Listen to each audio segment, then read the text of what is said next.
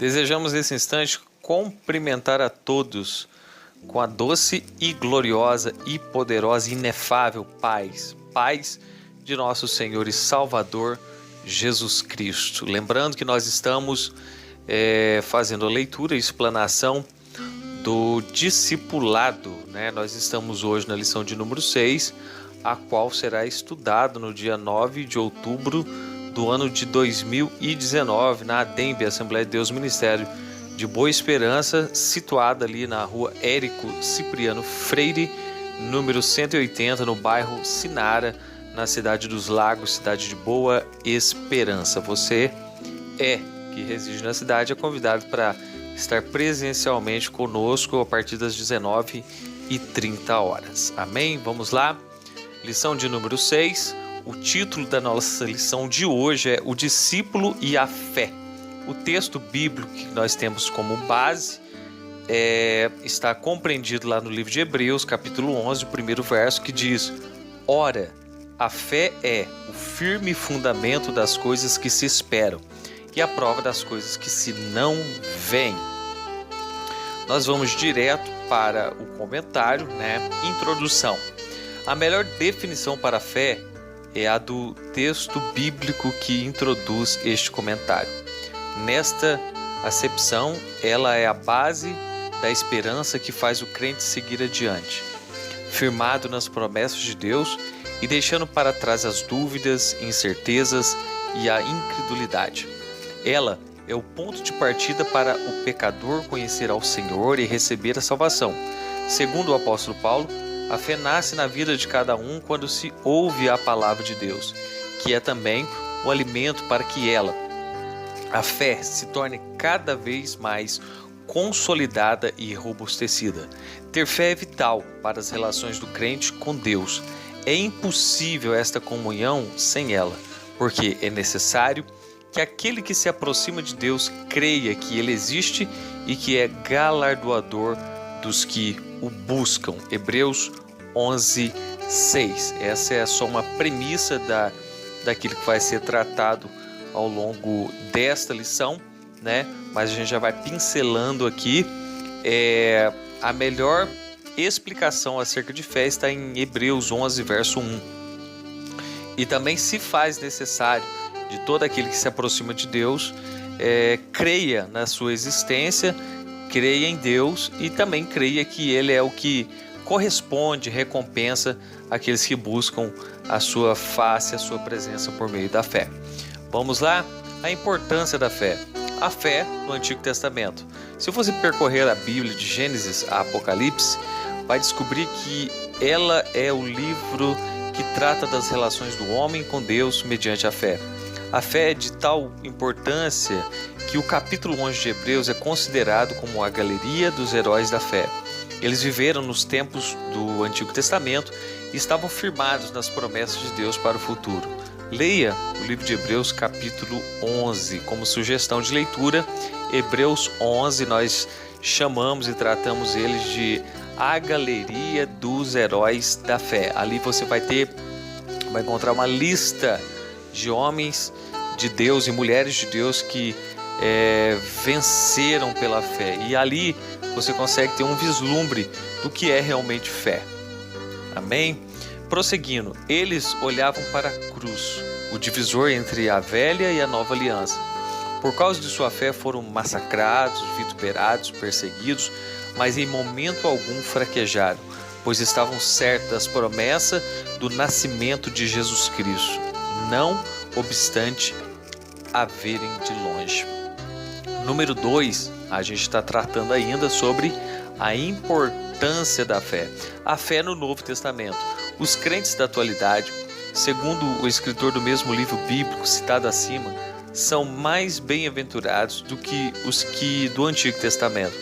No caso dos crentes de hoje, a cruz já está no passado, mas projeta com segurança o fato de que, se Deus cumpriu a promessa que tanto os heróis da fé almejavam, mesmo que eles não tenham fisicamente alcançado, Deus dará continuidade ao seu plano, até que se consume todas as coisas. Leia Hebreus capítulo 11, verso de número 40.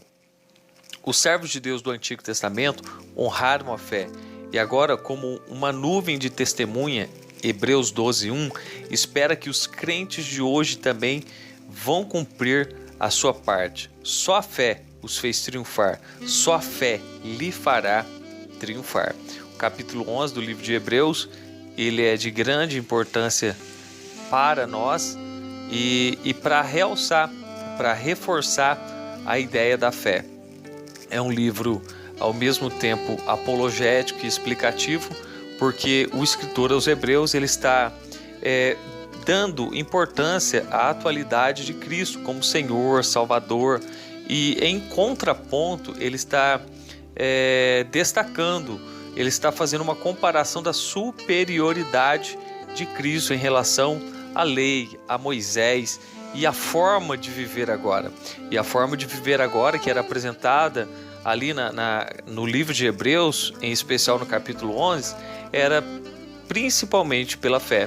Todos os homens de Deus do passado, Abraão, Isaac, Jacó, Josué, e nós temos uma grande lista de homens que viveram pela fé. O ideal deles é porque eles não retrocederam. Por quê? Porque eles criam que um dia o Messias se manifestaria, ou seja, Jesus se manifestaria. E muitos deles morreram, mas morreram crendo na promessa. Eu abro um parênteses para dizer que o quão importante é esse discipulado. Esse discipulado ele não esconde que o verdadeiro cristão, aquele que se dispõe a seguir a Cristo, não o anula, não o isenta de situações que possam até mesmo provar a sua fé e possa até mesmo nos levar a sofrimentos por causa da nossa fé. E é muito importante entender isso. Então, os heróis da fé do Antigo Testamento, eles venceram crendo nas promessas de Deus. E olha que interessante, o livro de Hebreus, no primeiro verso, ele diz: nós, pois que estamos rodeados de uma tão grande nuvem de testemunhas. Quando o escritor ele diz isso, ele está dizendo assim: olha, tem muitas pessoas, muitos heróis, muitos homens e mulheres de Deus que são testemunhas de vitória pela fé. É um estímulo para a nossa fé, eu digo, no tempo em que se chama hoje. Só a fé nos fará triunfar em Jesus Cristo. A Bíblia diz: ora, a vitória que vence o mundo é a vossa fé. É a nossa fé que vence o mundo, né? E partindo aí para o número 3, rememorando que nós estamos falando sobre a importância da fé. No número 3 do mesmo tópico de número 1, diz: a fé na vida cristã. Tudo quanto fizermos, se não tiver a fé como base, não terá nenhum sentido. A Bíblia diz que aquilo que não se faz por fé constitui pecado. Está no livro de Romanos, capítulo 14, verso 23. Sem fé é impossível agradar a Deus. Nós já citamos anteriormente, está lá no livro de Hebreus, capítulo 11, verso 6. O verso diz: ora, sem fé é impossível agradar-lhe, porque todo aquele que se aproxima de Deus tem que crer que Ele existe e que ainda é galardoador daqueles que o buscam. Por que a fé é tão importante na vida cristã? Porque se ela não estiver operando, a incredulidade predomina, gerando incertezas e fracassos. Quem duvida jamais realiza qualquer coisa para Deus. Esse sentimento deixa o crente indeciso, o que compromete o seu caminhar vitorioso, pois poderá agir como Pedro, que ao primeiro momento deu passadas firmes sobre as águas do mar, mas logo começou a afundar. A dúvida deixou-o sem saber se olhava somente para Jesus ou para as circunstâncias adversas à sua volta. Ótimo exemplo o autor nos dá aqui, pegando a referência da ocasião em que Jesus, após ter feito milagres, mandou que os discípulos eles fossem mar adentro, e ele durante a madrugada ele veio caminhando sobre as águas. Diz a Bíblia que no primeiro momento em que os discípulos viram Jesus, eles se espantaram e disseram: é um fantasma. Mas Jesus, que não brinca com o sentimento de ninguém, ele diz: sou eu, não temais. Nós sabemos que dentre todos os discípulos, os que se mais destacavam naquela ocasião, até mesmo pela sua personalidade, esse discípulo era Pedro. E ele, na sua ousadia, ele diz: se é o Senhor mesmo que está vindo sobre as águas, manda eu ir ter com o Senhor.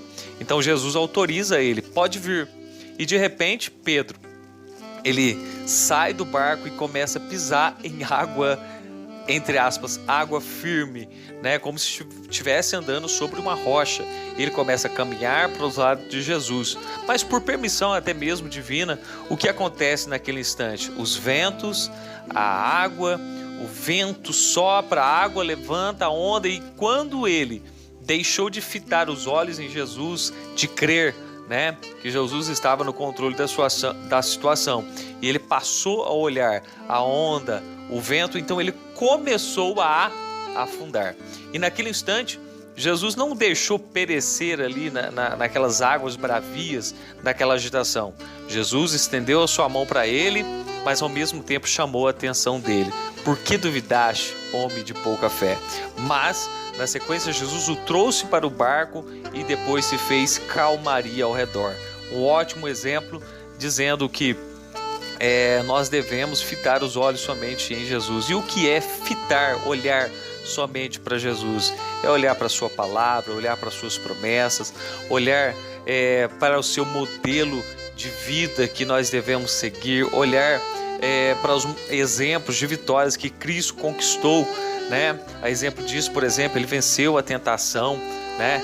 Ele foi testado como homem, venceu como homem, e hoje ele está à destra de Deus, porque morreu, ressuscitou, está à destra de Deus intercedendo por nós. Há uma oração de Cristo sobre as nossas vidas, e por isso que a dúvida é contra a fé, e é por isso que a fé é de suma importância para nós, né? Nós estamos falando ainda sobre a importância da fé. Número 4, o objeto da fé. Você vai aprender agora que a sua fé deve gravitar em torno da pessoa de Jesus. O autor dos Hebreus, ao concluir sua profunda reflexão sobre a fé, finaliza: olhando para Jesus, autor e consumador da fé, o qual pelo gozo que lhe estava proposto suportou a cruz, desprezando a ignomínia, ou a dor, ou a vergonha, e assentando-se à destra do trono de Deus. Hebreus capítulo 12, verso de número 2. Então, esse pequeno bloco aqui, ele deixa muito claro para quem devemos olhar, em quem devemos depositar a nossa fé.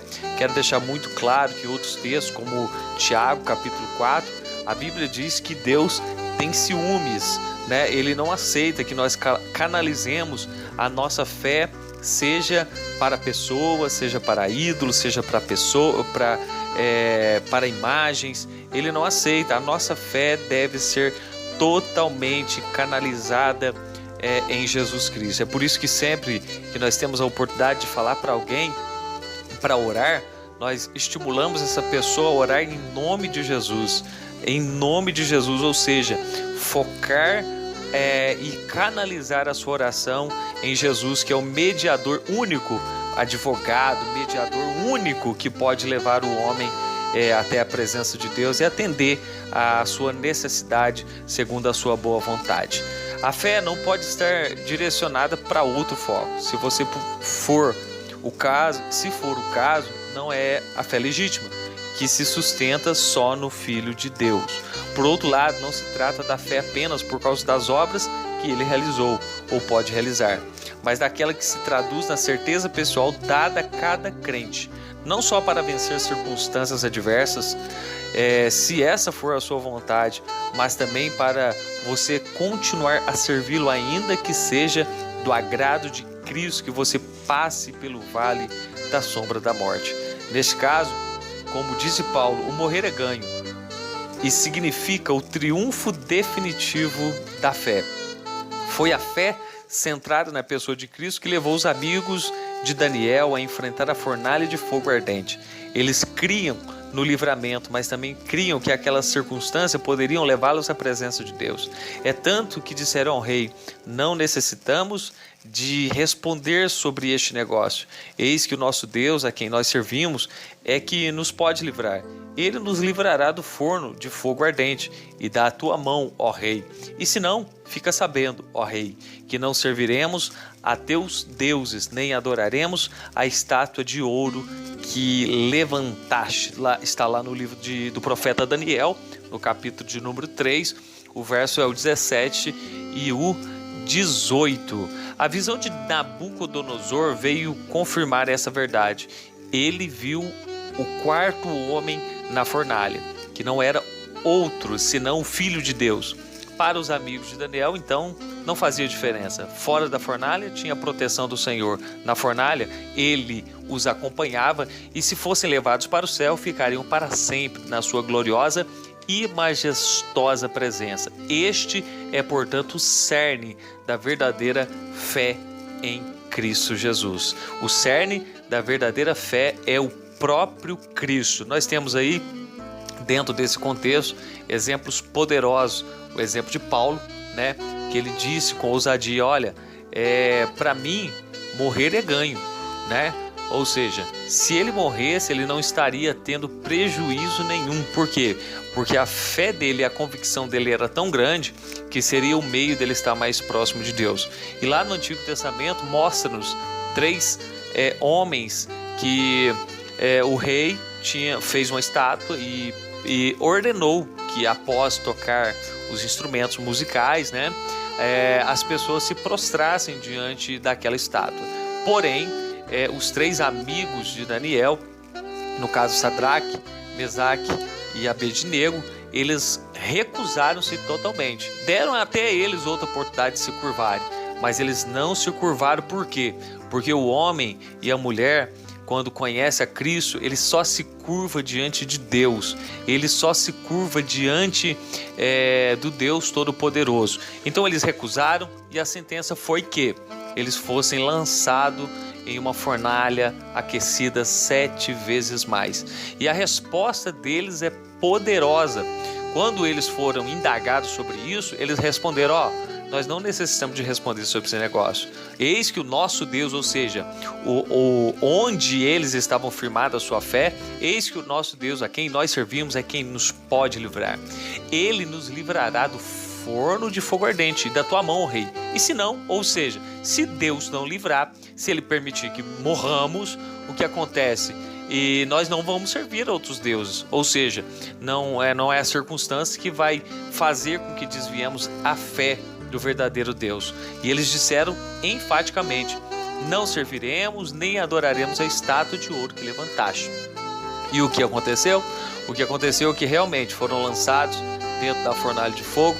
E quando foram lançados ali dentro, entenda bem o que ocorreu. As pessoas que estavam levando elas morreram a caminho, porque tamanho era o calor que eles não suportaram. Mas quando eles entraram ali, apareceu no meio do fogo a figura de um quarto homem que passeava no meio da fornalha. Segundo a linguagem de Nabucodonosor, que não sabia relatar quem era aquele quarto homem, ele não sabia dizer quem era o quarto homem. Então, na linguagem dele, ele falou assim: tem um passeando no meio do fogo, e a semelhança dele é semelhante aos filhos dos deuses. Na verdade, ele não sabia se expressar, porque quem estava dentro daquela fornalha, segundo o conhecimento do estudo que nós fazemos, nós falamos teofania, a aparição de Deus. Segundo esse estudo, quem estava na fornalha era a própria presença de Jesus Cristo no meio daqueles 3 homens. Então, depois eles foram retirados para fora e não sofreram dano algum, e ainda foram recompensados. E o rei teve que reconhecer que o Deus a qual eles serviam era um Deus grande, poderoso, que preserva a vida, que livra da morte, que domina sobre todas as coisas. Então, é um estímulo para a sua fé. Não negue a sua fé em Jesus Cristo. Não desvie a sua fé de Jesus Cristo por qualquer motivo, ou circunstância, ou tentação, ou qualquer oferta dada, né, pelo mundo e até mesmo por Satanás, né? Vamos lá, nós fechamos agora o tópico de número 1 e vamos iniciar o tópico de número 2, que tem por título as qualidades da fé. Vamos lá, fé para a salvação, número 1. Esta fé é aquela que leva o crente a reconhecer os seus pecados, a aceitar o sacrifício de Cristo em seu lugar. Ela é o ponto de partida que introduz o crente à vida cristã mediante o novo nascimento. É como a centelha que dá partida para fazer funcionar o motor de qualquer veículo. Nós chamamos essa fé de fé salvífica. É a fé que, um dia convencidos pelo Espírito Santo, nós passamos a crer que Jesus Cristo é o único meio de purificar o homem, de perdoar o homem através do sangue derramado na cruz do Calvário. Nós intitulamos ela como fé salvífica, fé para a salvação. Como o autor colocou aqui, é a centelha de partida, é o start, é a partir dessa fé para a salvação é que inicia-se a caminhada com Cristo Jesus. Outro tipo de fé, nós estamos falando qualidade de fé. Outra qualidade de fé, a fé vitoriosa. Você vai descobrir que no exercício da fé cristã, a fé varia de intensidade. A Bíblia fala de pouca fé, lá em Mateus 6,30, tanta fé, Mateus 8,10, fé como um grão de mostarda, em Mateus 17,20, homem cheio de fé, Atos 6,5, e sobre a medida de fé, em Romanos 12,6. Isso explica porque uns fazem coisas grandes para Deus, enquanto outros vivem uma vida cristã de menor intensidade. Significa que o trabalho de cada um será também proporcional ao tamanho da sua fé. Só fará grandes coisas para Deus quem tiver fé abundante e fundamentada nas promessas do Altíssimo. Nós estamos falando do ponto de número 2 aí, do tópico 2, sobre a fé vitoriosa. Então a fé, ela tem os seus estágios, as suas qualificações, né? E aqui nós estamos falando de uma fé vitoriosa. Então, quanto mais fé for incutida em nosso ser, é claro, à medida que Cristo proporciona e à medida que nós vamos de encontro, mais realizações serão feitas de Deus, do próprio Deus, através e por intermédio da nossa vida. Número 3 do tópico 2, dom da fé. Agora falando da fé como um dom. O dom da fé situa-se numa dimensão mais profunda. Trata-se da manifestação sobrenatural para a realização de maravilhas, sendo uma particularidade que o Espírito concede ao crente para aquilo que for útil. Está entre os dons espirituais, de acordo com 1 Coríntios, capítulo 12, verso de número 11. Assunto que você vai estudar mais detalhadamente na lição de número 11. Então, fazendo uma síntese, a fé também é um dom. E quando nós falamos de dom, é um dom espiritual, sobrenatural, para que grandes feitos sejam realizados mediante a fé. E aí pode se desdobrar em tantas coisas, em milagre, em providência, em cura, falando sobre o dom da fé. Fazendo aqui uma pequena síntese do tópico de número 2, nós vamos falar aí, né, que os 3 tipos de fé, sendo para a salvação, sendo a fé vitoriosa para caminhar e também a fé como dom. E ao longo da caminhada, né, foi frisado aqui na lição 11, nós vamos pormenorizar aí e falar sobre os dons espirituais. Amém? Prosseguindo, o tópico de número 3, os efeitos da fé. O que a fé produz, né? O número 1 do tópico 3 diz: a fé produz salvação. Já foi dito anteriormente que a fé é a base para a salvação.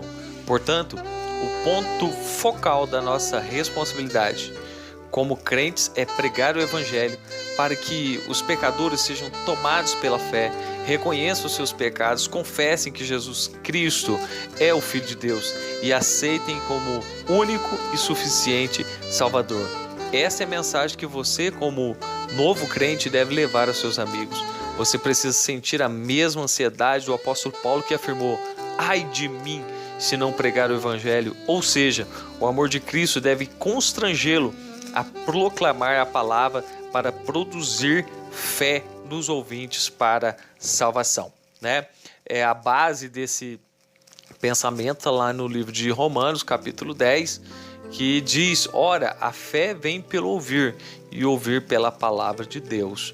Então, quando as pessoas estão expostas à verdade da cruz, ao evangelho da cruz do Calvário, à história da cruz do Calvário, então elas passam a conhecer.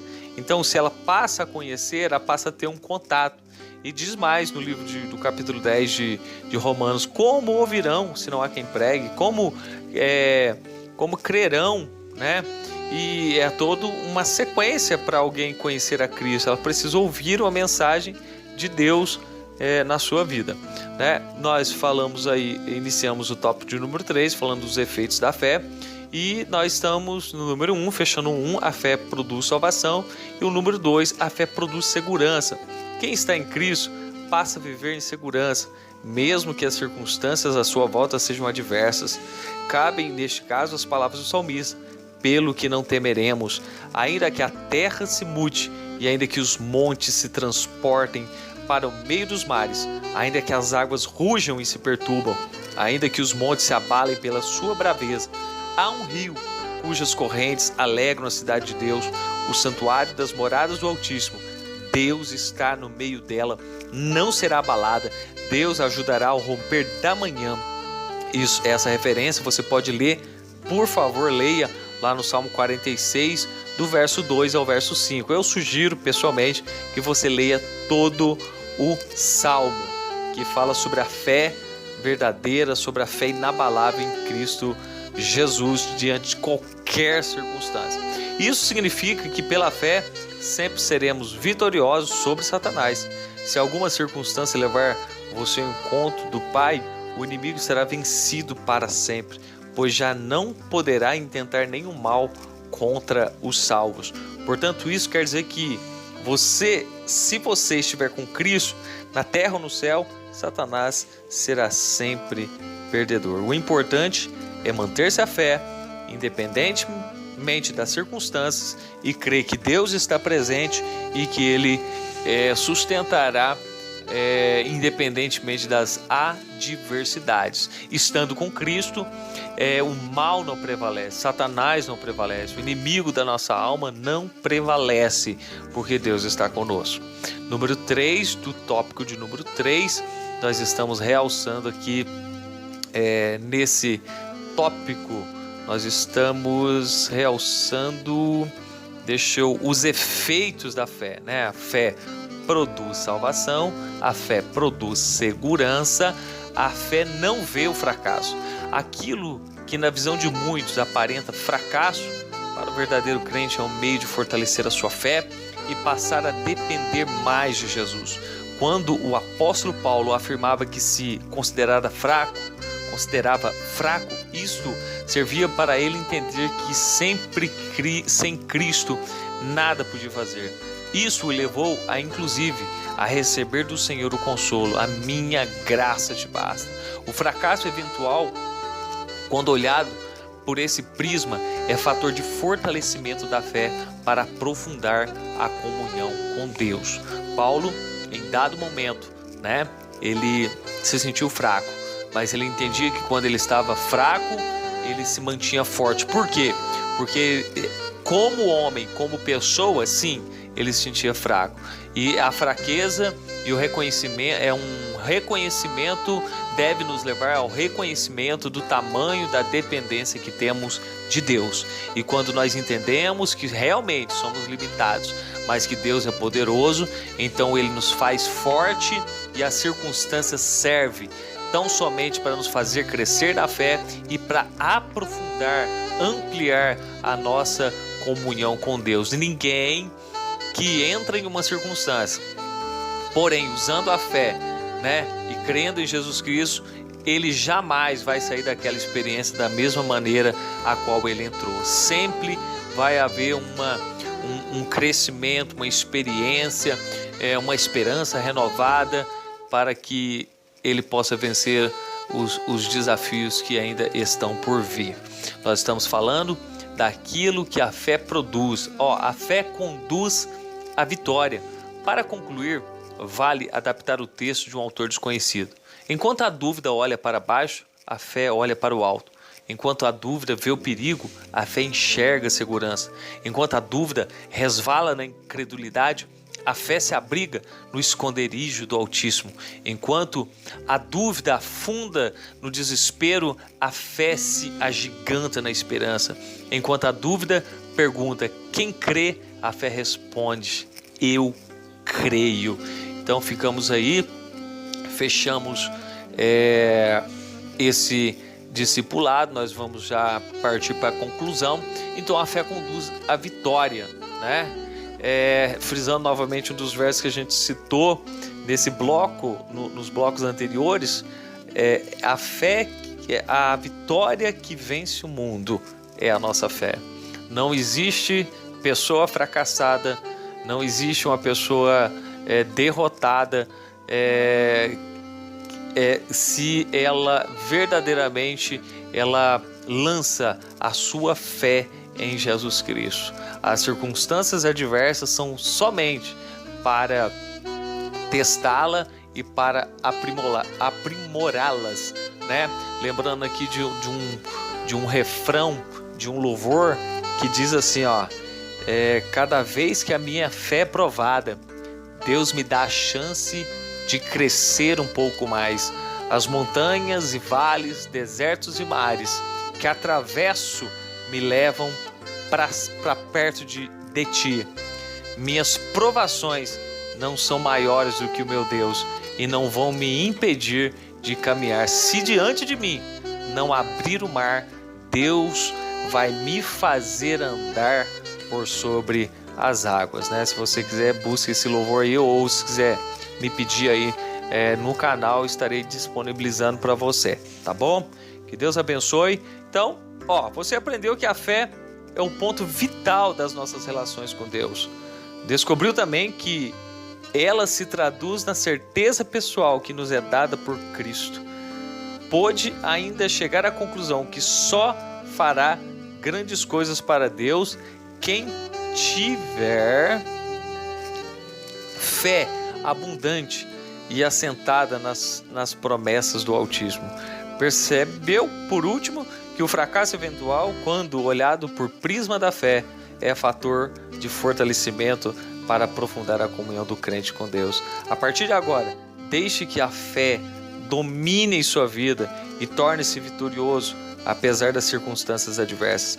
Procure fortalecê-la através da oração, leitura da palavra e das experiências de outros servos de Deus que já estão mais amadurecidos na fé.